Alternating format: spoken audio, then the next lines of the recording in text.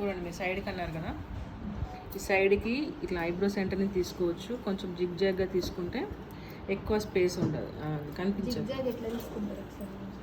Just ఇలా ఉంటుంది కదా, కోమ్ లేకపోద్ది ఇంకా పెట్టాలి.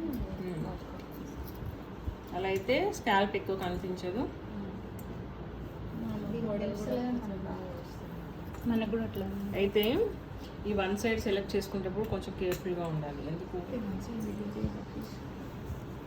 ఫొటోస్లో మనకి డిఫరెంట్గా వస్తుంది. మంచిది. మీరు ఎప్పుడు వన్ సైడ్ మీరు చూస్ చేసుకున్న ఫస్ట్ క్లయింట్ హెడ్ షేప్ చూడండి ఎలా ఉందనేది, సెట్ అవుతుందా లేదా మిర్రర్లో చూసి సెట్ అవుతూనే వేయండి, లేకపోతే లేదు.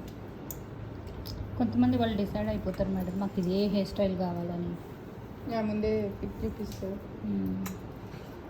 చూపిస్తే ఇంకా వేసేయడమే. మనం ఎన్ని చేసినా ఎన్ని నేర్చుకున్నా మళ్ళీ ఫైనల్గా క్లయింట్ చెప్పేది కూడా వినాల్సి వస్తుంది. ఇది ఎగ్జాక్ట్ ఐబ్రో ఎడ్జ్ తీసుకోండి. ఇప్పుడు ఇది ఏది చేసినా కూడా మనకి ఈ స్టైల్లో వస్తుంది. ఇటువైపు హెయిర్ ఎక్కువ ఉంటుంది, మీరు ఏ స్టైల్ చేసినా, రోల్స్ చేసినా, ఏది చేసినా కూడా బాగా వస్తుంది ఇటువైపు. అయితే అటు బ్యాలెన్స్ చేసుకోవడం కావాలి.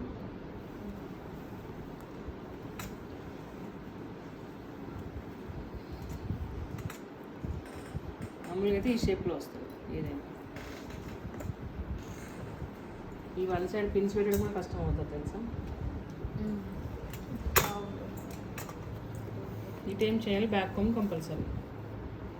ఏది ప్లెయిన్గా పెడితే మీరు రోల్స్ చేసి బ్రేడ్స్ చేసి ఇప్పుడు చెప్పిన ఏది చేసినా కూడా ఇటు ప్లెయిన్ పెట్టుకోవచ్చు. అది ఒక స్టైల్. ఎందుకంటే ఇటు చేస్తే ఇటు చేస్తే అంత వాల్యూమ్ రాదు. సో మోస్ట్లీ బ్యాక్ కోమ్ చేసి పెడితే బెస్ట్. క్రాస్గా తీయాలి, ఇలా సెక్షన్స్ అన్నీ క్రాస్గా తీసుకుంటూ బ్యాక్ కోమ్ చేయాలి. ఇలా చేసేసాక లాస్ట్కి ఇక్కడ వాల్యూమ్ రావాలంటే మనము మళ్ళీ ఒకసారి పాపడి పక్కన సెక్షన్ తీసుకొని, ఈ బ్యాక్ కోమ్ కూడా ఇంపార్టెంట్ ఇక్కడ కదా మనకి. సో ఇలా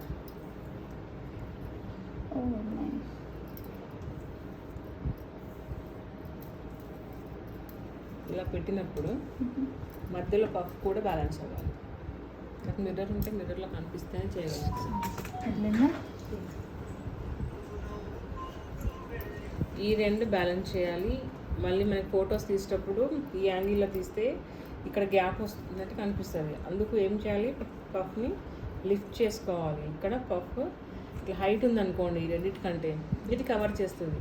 ఫొటోస్లో ఇలా ఇలా రాకుండా గ్యాప్ ఎక్కువ కనిపిస్తుంది సైడ్, అది రాకుండా ఉండాలంటే ఇది పఫ్ లిఫ్ట్ చేసుకోవాలి. అంటే ఇది అది మ్యాచ్ చేయాలా మ్యామ్ లెంత్? పఫ్ వీటికంటే కొంచెం హైట్ అప్పుడు ఈ గ్యాప్ అనేది ఇప్పుడు చూడండి పఫ్ కవర్ చేస్తుంది. వెనకాల నుంచి చూడండి ఫోటో తీస్తే ఇది కనిపిస్తుంది, ఇది కనిపించాలి, అప్పుడే కరెక్ట్గా వస్తుంది. లేకపోతే ఇంకా వాళ్ళకి ఇదొకలాగా తర్వాత ఫొటోస్లో బాగోదు. అప్పటికప్పుడు క్లయింట్కి కూడా తెలియదు బాగుంది అంటారు, కానీ ఫొటోస్ వచ్చేసరికి మళ్ళీ తేడాలు వస్తాయి. అదొకటి టూ మచ్ హైట్ ఉన్నా కూడా బాగుంటుంది.